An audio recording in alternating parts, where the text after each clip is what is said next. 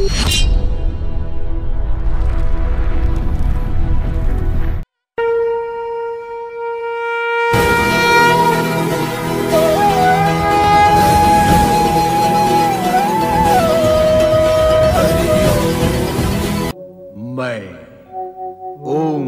हूं, स्वार्थ, भोग विलास और पर पीड़ा में लिप्त प्राणियों के लिए मैं संहार हूं। मैं ओंकार हूं। तारकासुर के तीनों पुत्र ब्रह्मदेव से वरदान पाने के लिए तपस्यारत हैं, किंतु चिंतित देवराज देवगण के साथ ब्रह्मा जी के पास आते हैं। इतने पर भी ब्रह्मा जी तप के फलस्वरूप तीनों को वरदान देते हैं। तारकासुर के तीनों पुत्रों को महाशिल्पी मायासुर उनके नवनिर्मित भवन स्वर्णपुर, रजतपुर और लोहपुर का अवलोकन कराता है।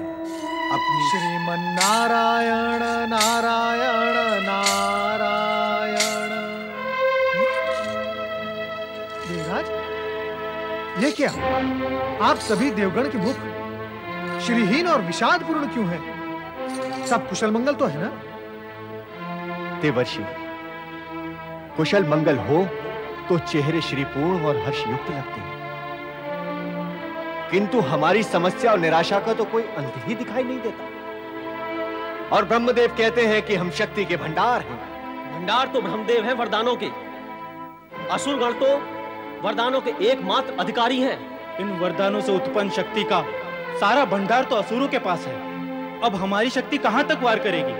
नारायण नारायण, इसमें कोई संदेह ही नहीं कि परमपिता ब्रह्मा जी असुरों को वरदान देने में तनिक भी संकोच नहीं करते। परंतु विचारणीय बात यह है कि ऐसी स्थिति में बार बार आप अपने स्वाभिमान का विचार न करते हुए परमपिता ब्रह्मा जी की शरण में क्यों पहुंच जाते हैं? तो फिर कहां जाएं? बार बार ब्रह्मदेव की शरण में जाकर सुरक्षा की याचना करने में हमें भी भला नहीं लगता, फिर भी आना पड़ता है। यदि ब्रह्मदेव असुरों को वरदान देना बंद कर दें तो हम केवल उनके दर्शनों के लिए ही आया करें, किंतु इस बार बार वरदान देने के क्रम ने हमारी ये बार बार की यात्रा बना रखी है। देवर्षि, मैं आपकी पीड़ा समझ रहा हूं देवराज। मैं परमपिता ब्रह्मा जी का मानस पुत्र हूं, इसलिए उनका पक्ष लेकर आपके पक्ष को मैं दुर्बल नहीं करूंगा। इतने पर भी मुझे ये कहने में संकोच नहीं है कि मुझे आपकी बुद्धि पर दया आ रही है। आपका अभिप्राय है कि हमारी बुद्धि भ्रष्ट हो चुकी है? भ्रष्ट नहीं देवराज, नष्ट हो चुकी है। इतने समय से आप केवल उसी वरदान की चर्चा कर रहे हैं जो परमपिता ब्रह्मा जी ने असुरों को दिया था, और इस समय भी आप परमपिता ब्रह्मा जी से उसी विषय पर चर्चा करके लौट रहे हैं, है ना? संपूर्ण कष्टों का मूल तो ये वरदान ही है देवर्षि। केवल आपके लिए, उन असुरों के लिए नहीं। बुद्धि को आने जाने के लिए मार्ग दें देवराज, मार्ग दें। आप केवल लकीर पीट रहे हैं। सर्प के चले जाने के पश्चात देवराज वरदान दिया जा चुका है। अब उस पर तर्क वितर्क करके, समय नष्ट करके कोई लाभ नहीं होने वाला। नारायण नारायण। तो आप वो मार्ग बताएं देव ऋषि जिससे लाभ हो। स्पष्ट है देवराज, अत्यंत स्पष्ट है। वरदान में यह भी तो कहा गया है कि तारक पुत्रों का वध भगवान भोलेनाथ के हाथों होगा। कहा गया है ना? हाँ, ये तो स्वयं हम सभी ने सुना है। सुना है ना? सुना है ना आपने देवराज? तो अब आप अपना ध्यान भगवान भोलेनाथ पर केंद्रित करें। इसमें परमपिता ब्रह्मा जी कुछ नहीं कर सकते। वे वरदान दे चुके हैं, अब वो वापस नहीं ले सकते। परंतु भगवान भोलेनाथ इन सभी झंझटों से मुक्त हैं। उनके पास मुक्ति का मार्ग है। आप उनके पास जाइए और उन्हें असुरों का वध करने के लिए प्रेरित कीजिए। नारायण नारायण। अरे, इस पर तो हमने विचार ही नहीं किया। विकार हटे, मार्ग दे, तो विचार आगे आएगा ना देवराज। ये भय बड़ा भयंकर विकार है। विचार के देव शिशु को अटका देता है। सत्य कहते हैं देवर्षि, सत्य कहते हैं। नारायण नारायण, आप मुझे स्मरण करके ये बताएं, क्या मैंने कभी असत्य कहा है? सर्वथा नहीं। तो देवर्षि, अब हम कैलाश की ओर प्रस्थान करते हैं। अवश्य।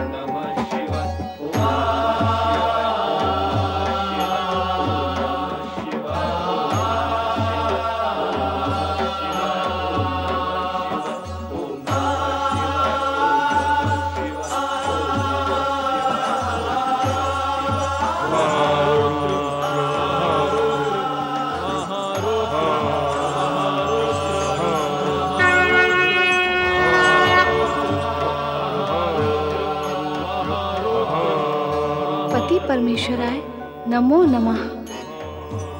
आपके नाम स्तवन की यह ध्वनि कहां से आ रही है देवेश्वर? ये हमारे असुर भक्त हैं जो आराधना में रत हैं। आराधना के स्वर तीनों लोकों में गूंज रहे हैं। इन स्वरों में मानव और देवताओं के स्वरों से अधिक शक्ति और भक्ति ध्वनित हो रही है। महारुद्र महारुद्र महारुद्र महारुद्र महारुद्र। असुराज, ये मदिरा लें। चल। महारुद्र महारुद्र महारुद्र महारुद्र।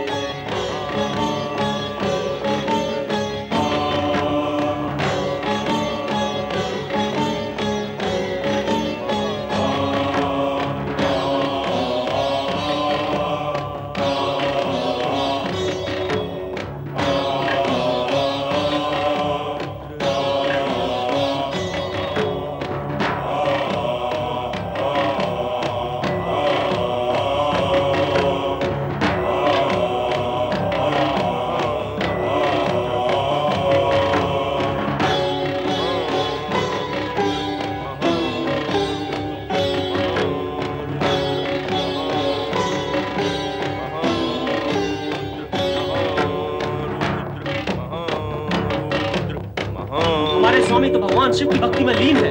अब हम क्या करें? हमें भी कुछ न कुछ करना चाहिए। चलो।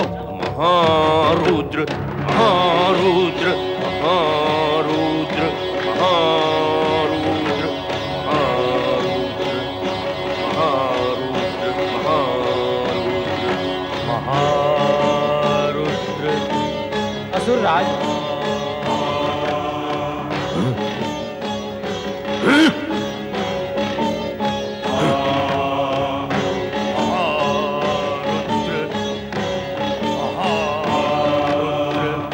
देवऋषि ने हमें उचित मार्ग बताया। हाँ, वे सदा उचित मंत्रणा ही देते हैं।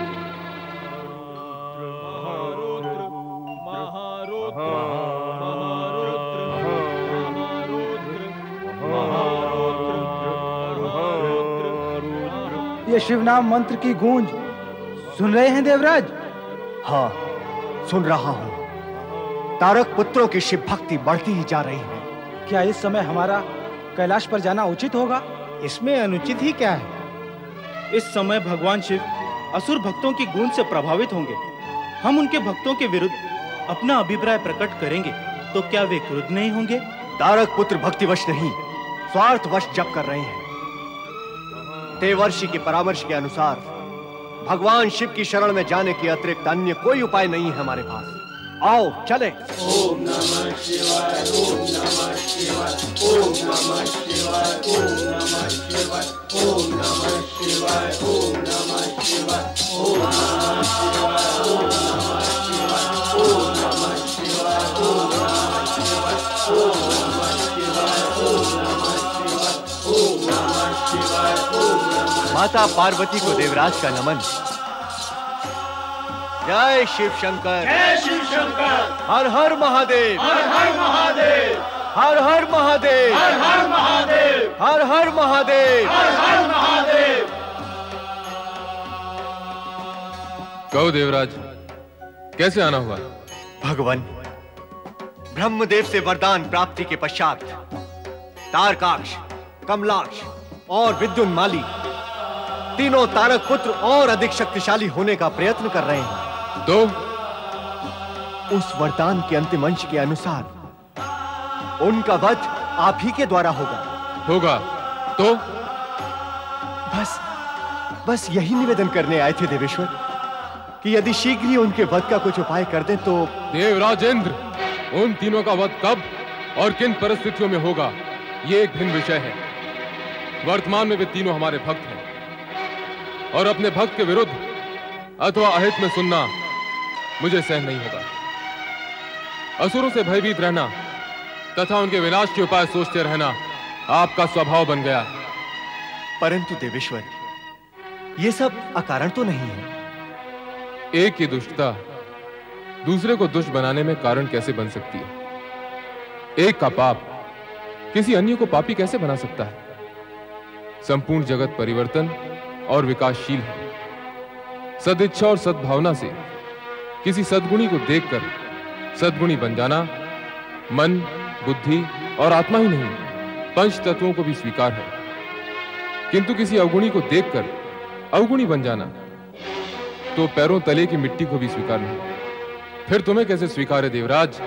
सत्य यह भी है भगवान कि असुर शक्ति पाकर उस शक्ति का दुरुपयोग करते हैं। सत्य तो यह भी है कि सुर हो अथवा असुर, जिस किसी ने भी शक्ति का दुरुपयोग किया है, विधि ने उसका विनाश कर डाला है। देवराज, क्या आप एक ऐसा उदाहरण दे सकते हैं जब किसी ने शक्ति का दुरुपयोग किया हो और उसका कोई नाम लेने वाला शेष रह गया हो, अथवा जब किसी ने शक्ति का सदुपयोग किया हो और तीनों लोकों में उसके नाम की जय जयकार का डंका न बजा?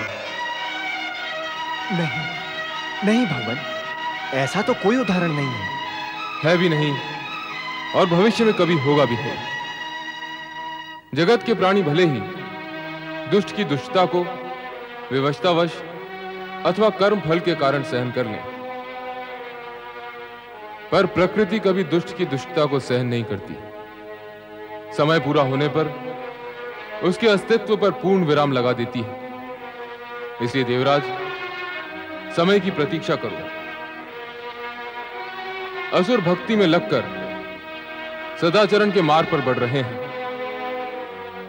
ऐसे में प्रकृति का कोई भी नियम उनके मार्ग में बाधक नहीं बन सकता और भविष्य में ऐसी नीति विरुद्ध याचना लेकर कैलाश पर न आए। देवराज अभी तक नहीं लौटे? वे ब्रह्मलोक गए हैं। आप चिंता न करें देवी, देवराज देवगण के साथ अभी आते ही होंगे। चिंता का कारण तो है ही, ब्रह्मा जी ने तारका पुत्र को वरदान देकर और भी शक्तिशाली बना दिया है। और उन्होंने तो शिव के हाथों मरने का भी वरदान दिया था। इससे पूर्व ब्रह्मा जी ने उनके पिता तारकासुर को शिव पुत्र के हाथों मरने का वरदान दिया था, और फिर उसने स्वर्ग लोक पर अधिकार कर लिया था। संभवतः इसी चिंता के निवारण के लिए देवराज प्रयत्नशील हैं। परंतु देवी, कहीं ऐसा ना हो कि देवराज आ गए हैं।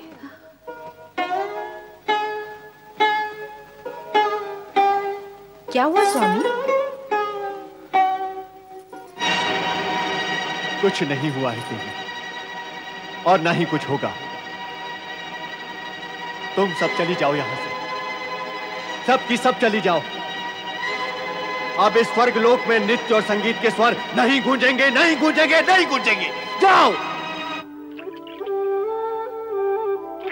क्यों देवी? मैं तो योग निद्रा में चला जाता हूँ, पर तुम कहाँ चली जाती हो? न जाने कहाँ कहाँ भ्रमण करती रहती हो। ना जाऊं तो क्या करूं? क्या यहाँ अकेली बैठी रहूं? अपनी सखियों से भी मिलने ना जाऊं? अवश्य जाओ देवी, हमने क्या कभी तुम्हें रोका है? चाहो तो अब भी जा सकती हो। क्यों? मुझे अपने से दूर करना चाहते हैं? मुझसे बात करने की इच्छा नहीं है आपकी, अथवा समय नहीं है? समय भी है और इच्छा भी। कहो, क्या बात करना चाहती हो? नारायण नारायण। श्री हरि विष्णु और माता लक्ष्मी नारद का प्रणाम स्वीकार करें। आओ नारद। मैं अनुचित समय पर तो नहीं आया। मैं ये आप दोनों से इसलिए पूछ रहा हूं, आप दोनों मुझे वाद विवाद में व्यस्त दिखाई दे रहे हैं। वो कैसे जाना तुमने? माता लक्ष्मी के मुखमंडल के भाव देखकर जाना मैंने। तो यह भी जान लो कि पति पत्नी के मुखमंडल के भाव स्वयं पति पत्नी को ही जानने चाहिए, अन्य किसी को नहीं। मैं अन्य नहीं, आपका भक्त हूं प्रभु। पति पत्नी की इकाई के सामने अन्य हूं? अब कहो, क्या समाचार लाए हो? माता, समाचार शुभ नहीं है। अशुभ क्या है? वही सुनाओ। परमपिता ब्रह्मा जी से वरदान प्राप्त कर तीनों तारक पुत्र शक्ति संचित करने में जुटे हैं, और अब शिव जी की प्रार्थना कर उन्हें प्रसन्न करने के लिए प्रयत्नशील हैं। इससे देवराज इंद्र और अन्य गण भयभीत और विचलित हैं। आपको असुरों की बढ़ती हुई शक्ति को तुरंत रोकना चाहिए। आप तो देवताओं के सर्वप्रिय और शुभ चिंतक हैं। नहीं देवी, अब उनके विरुद्ध कुछ नहीं किया जा सकता। क्यों? वे शिव आराधना करके पुण्य अर्जित कर रहे हैं और धर्म के मार्ग पर चल रहे हैं। पुण्यात्मा और धर्मात्मा के विरुद्ध चेष्टा करने का विचार तो स्वयं त्रिदेव भी नहीं कर सकते।